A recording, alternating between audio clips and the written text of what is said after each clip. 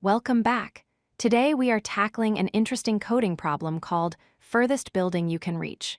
This is a classic problem involving resource allocation that is frequently asked in technical interviews.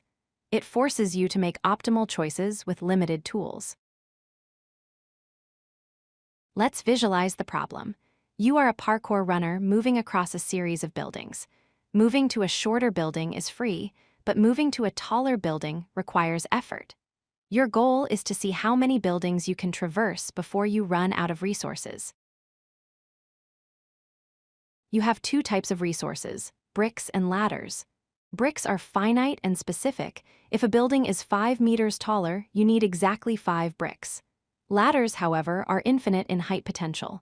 One ladder can clear any height difference, no matter how large. This distinction is crucial. Here is the challenge. If you encounter a jump, should you use bricks or a ladder? If you use a ladder on a small 5-meter jump, you might regret it later when you face a 100-meter cliff and have no ladders left. We cannot simply use bricks until they run out, because that is not efficient. The key insight is greedy. In a perfect world, if you had 3 ladders, you would use them for the 3 largest jumps in your entire path. Since ladders save you an infinite amount of bricks potentially, their value is maximized when used on the biggest height differences. But we cannot see the future. We process buildings one by one. So, we use a min-heap. This data structure will store the height differences of all the jumps where we have currently assigned a ladder. The minimum value at the top of the heap represents the smallest jump we fixed with a ladder. Here is our strategy. Whenever we need to climb, we will optimistically use a ladder.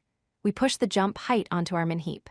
We are essentially saying, let's assume this jump is worthy of a ladder for now. Eventually, we will run out of ladders. When we need another ladder but have none, we check the heap.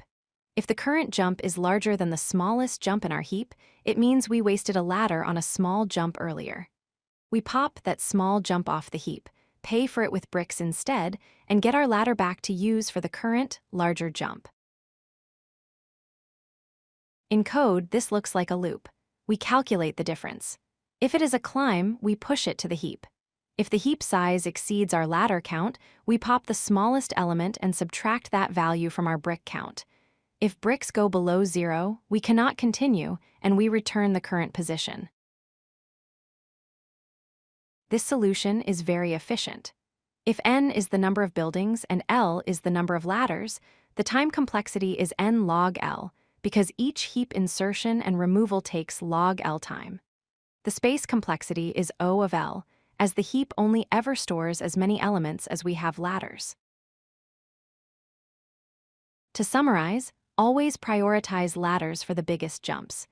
Use a min-heap to keep track of your ladder investments, and don't be afraid to retroactively swap a ladder for bricks if a better opportunity arises. This greedy approach ensures you always reach the furthest building possible.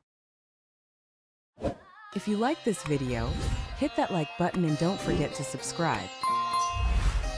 Visit codelucky.com for more such useful content.